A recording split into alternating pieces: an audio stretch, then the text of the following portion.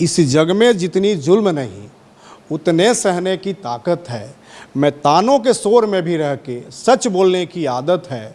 मैं सागर से भी गहरा हूँ, तुम कितने कंकड़ फेंकोगे, मैं मिटने वाला नाम नहीं। तुम कब तक मुझको रोकोगे, मैं चुन चुन के आगे बढ़ूंगा, तुम कब तक मुझको रोकोगे। ये मेरे सभी विरोधियों और सभी कॉम्पिटिटरों के लिए, ये मेरे तरफ से उनके लिए एक संदेश है।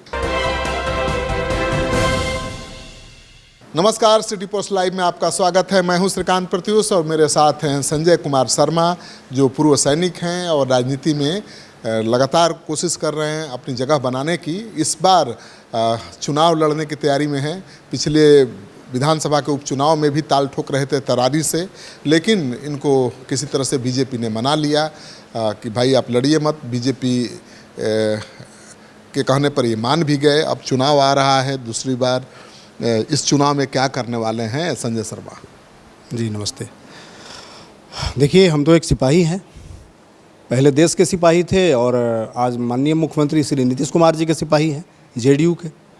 तो सिपाही तो any time at a time तैयार रहता है लड़ने के लिए। हम भी तैयार हैं लड़ने के लिए। सिपाही को तो मौके नहीं मिलता है लड़ने के लिए। कहाँ ये मेरी दुर्भाग्य है। आपको याद होगा कि 2024 में माननीय मुख्यमंत्री जी ने मुझे 2 बार कहा कि जाइए आप तरारी के लिए तैयारी कीजिए और क्षेत्र में जाइए, आप लड़ने का शुरू कीजिए काम अपना।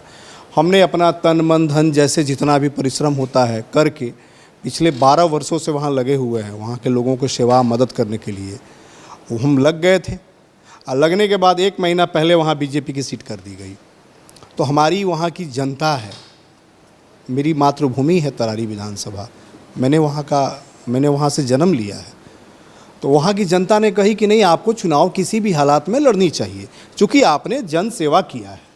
तो उस हिसाब से मेरे द्वारा जनता के कहने से, जनता के हित में मैंने फैसला लेते हुए वहाँ नामांकन निर्दलीय के रूप में कर दिया।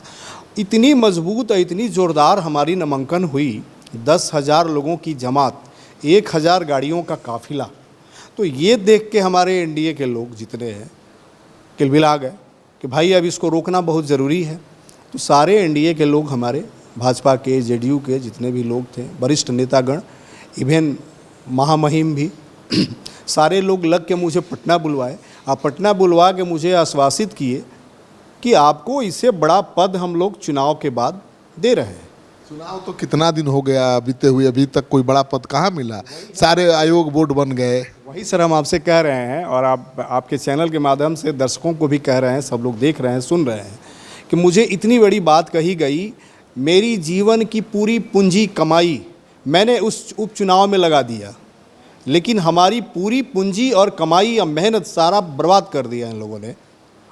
मुझे ये आप तो इंतजार करते रह गए कि अब आयोग बन रहा है, बोर्ड बन रहा है, अब जगह मिलेगी, लेकिन इंतजार करते ही रह गए। तैयारी करते रह गए। क्या करते? एक सिपाही हैं, एक कर्मठ सिपाही हैं और एक डिसिप्लिनरी फोर्स से आए हुए हैं।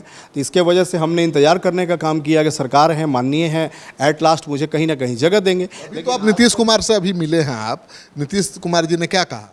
नीतीश कुमार जी से मेरी अभी विधानसभा सत्र के दौरान मुलाकात हुई और मुलाकात में मैंने उनसे कहा कि सर 2024 उपचुनाव में मैं आपसे रिक्वेस्ट किया था जन्मदिन के दिन और 22 जुलाई को भी, तो आपने कहा था कि जाइए आप तरारी लड़ने के लिए तैयारी कीजिए, जाइए आप क्षेत्र में। तो सर हम वहाँ गए, लेकिन हमारे को टिकट नहीं मिला और बीजेपी का टिकट हो गया। और सर पार्टी और आप लोगों के द्वारा कहा गया कि इससे बड़ा पद आपको हम लोग दे रहे हैं, लेकिन सर अभी तक मुझे कुछ भी नहीं मिला। तो क्या चाहते हैं आप? तब तक हमारे पीछे जो हमारे मुख्यमंत्री जी के विशेष सचिव और पीएस लोग खड़े थे, तो हमारे बदले वही लोग कह दिए कि ये सर चुनाव लड़ना चाहते हैं। तो मुख्यमंत्री जी ने कहा सीधे तौर पे, कह रहे चुनाव लड़ेंगे, चुनाव लड़िएगा। सर लड़ेंगे, तो सिपाही हैं आपके, तो चुनाव लड़ेंगे ही। तो ठीक है, गांधी जी को बोले कि विजय चौधरी जी को बुलाइए, अब बुला के बोले कि इनको चुनाव लड़ाइए। कहाँ से चुनाव लड़िएगा?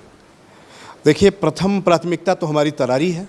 तो तरारी पर तो सुनील पांडे के बेटे का कब्जा हो गया। ये तो पार्टी तय करेगी, ये तो पार्टी तय करेगी। पहला मेरा तरारी, दूसरा मेरा दानापुर। मेरा जन्म भूमि है तरारी, कर्म भूमि है दानापुर। दानापुर में मेरा मकान है अपना, 40 वर्षों से हम लोग हैं पूरे परिवार। मेरा 3 मकान है यहाँ पे और मैंने काम भी किया है यहाँ काफ़ी दिनों से। और 23 में चेयरमैन का हमने चुनाव भी लड़ा था। अरवल भी आपका क्षेत्र है? अरवल भी हमारा निकटवर्ती है। अरवल में भी मेरे बहुत अच्छे लोग हैं, बहुत मेरा अच्छा वहाँ पैठ है।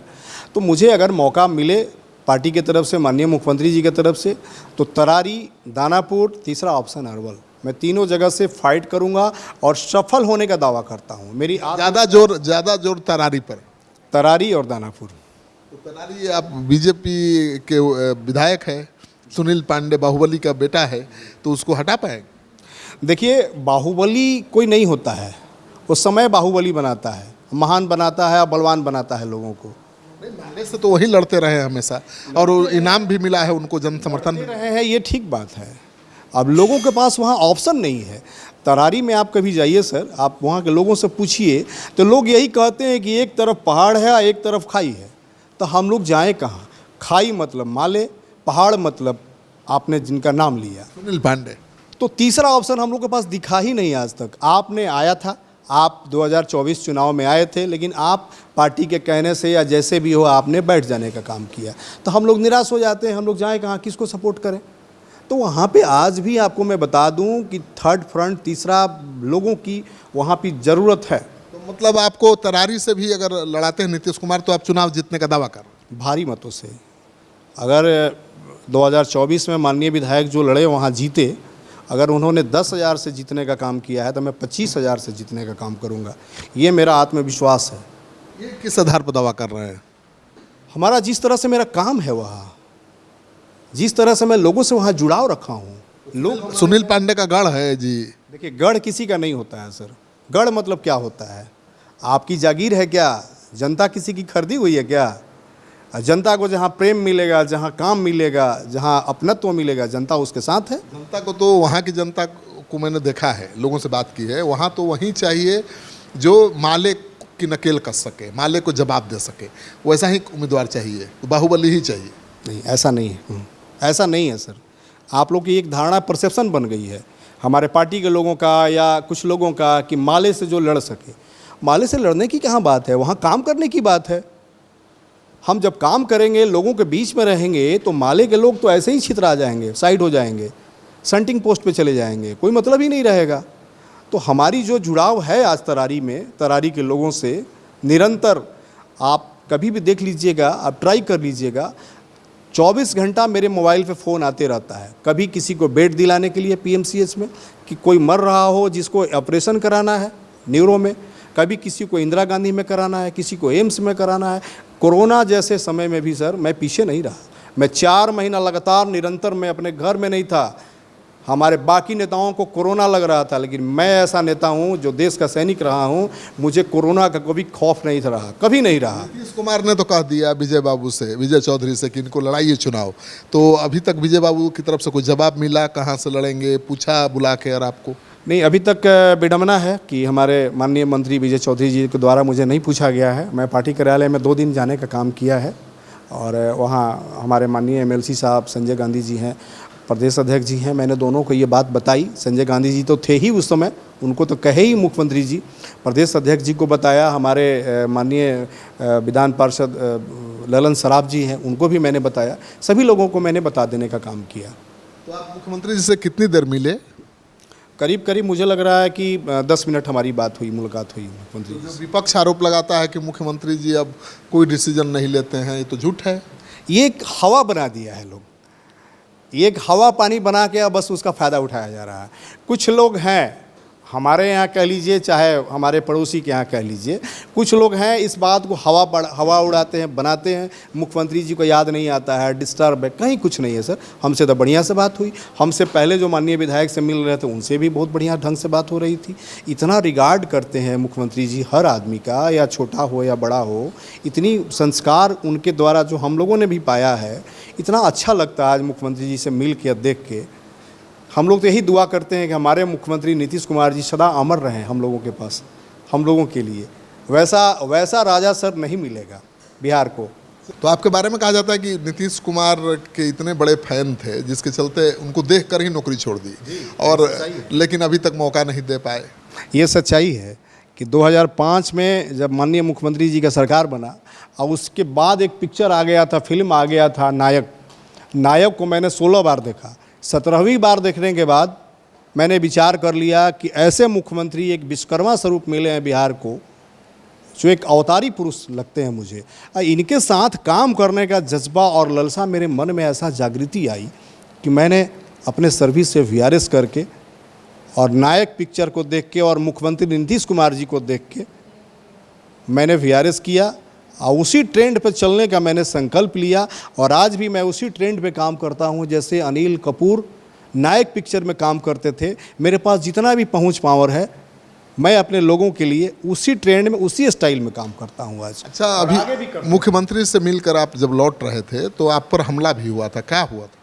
जी, उस दिन जो मेरी मुलाकात हुई माननीय मुख्यमंत्री जी से और मैंने विधानसभा से 7:30 बजे निकला और एक माननीय मंत्री जी के यहाँ गया और उसके बाद मैं फुलवारी के रास्ते होते हुए गोला रोड में मेरा आवास है, मैं अपने आवास पे जा रहा था। तब तक एक बड़ी गाड़ी स्कॉर्पियो थी, उसके द्वारा जबरन ओवरटेक करके मेरे गाड़ी को सामने ला के रोक दिया गया और मेरे गाड़ी का शीशा पिटने लगा। उसमें 4-5 लोग उस गाड़ी से उतरे जिनके पास हथियार भी था।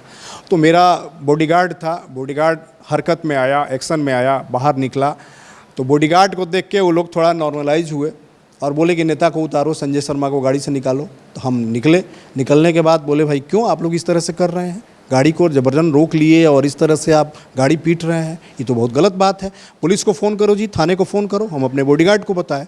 इतने में वो लोग बोला कि ज़्यादा घमंड मत दिखाइए, ज़्यादा अपने आप को सपना मत देखिए। अब आप विधायक और मंत्री बनने का जो सपना देख रहे हैं, इस सपना चकनाचूर कर देंगे हम लोग। इस सपना ये धमकी कौन दिलवाया होगा जी? आप तरारी सीट की बात कर रहे हैं, बार बार वही तैयारी भी कर रहे हैं। सुनील पांडे ने हड़कवाया क्या आपको? अभी हम नहीं कर सकते हैं, ये प्रशासन का काम है। आप पूछ लेते सुनील पांडे से कि ऐसे क्यों धमका रहे हैं? नहीं, हम क्यों पूछने जाएं, हम उनसे क्यों पूछने जाएं, हम उन पर डायरेक्ट आरोप ही नहीं लगा सकते। तो कोई कंपटीटर आपका है ही? ये हम नहीं कर सकते हैं, है कोई? ये हम नहीं कर सकते हैं। कंपटीटर तो हर जगह होते हैं, सुनील पांडे से बड़ा कोई नहीं है। अब ये हमसे मत कहवाइए। नहीं, हम नहीं कर सकते हैं। सुनील पांडे जी से मेरी कभी कोई दुश्मनी नहीं रही है, कभी मेरा हॉट टॉक उनसे नहीं हुआ है, तो मैं उन पर आरोप कैसे लगा सकता हूँ। चलिए, तो मुख्यमंत्री नीतीश कुमार से मिलकर पहुंचे अपने घर, तो रास्ते में ही इनको रोक लिया गया और इनको लगा कि तो हमला हो गया भाई, लेकिन हमला नहीं था, धमकी, हमला नहीं था, धमकी थी। और इन्होंने थाने में एफआईआर भी दर्ज कराई है। अब कौन था इस धमकी देने के प्रकरण के पीछे अभी तक पता नहीं चल पाया है, लेकिन नीतीश कुमार को देखकर ही राजनीति में आए थे। लेकिन वो नीतीश कुमार अब तक इनको एक विधानसभा का टिकट नहीं दे पाए हैं। इस बार उन्होंने आश्वासन दिया है कि इनको ज़रूर चुनाव लड़ाएंगे। तरारी सीट पर तो बीजेपी का कब्जा है। बाहुबली विधायक, बाहुबली नेता के बेटे वहाँ से विधायक हैं बीजेपी के टिकट पर। और दूसरी खास बात ये है कि 2 ऑप्शन भी इन्होंने दिया है कि भाई तरारी तो प्राथमिकता है, लेकिन तरारी न मिले तो दानापुर और अरवल से ये मैदान में उतर सकते हैं। तो अब देखना ये है कि इनको मौका नीतीश कुमार दे पाते हैं या नहीं दे पाते।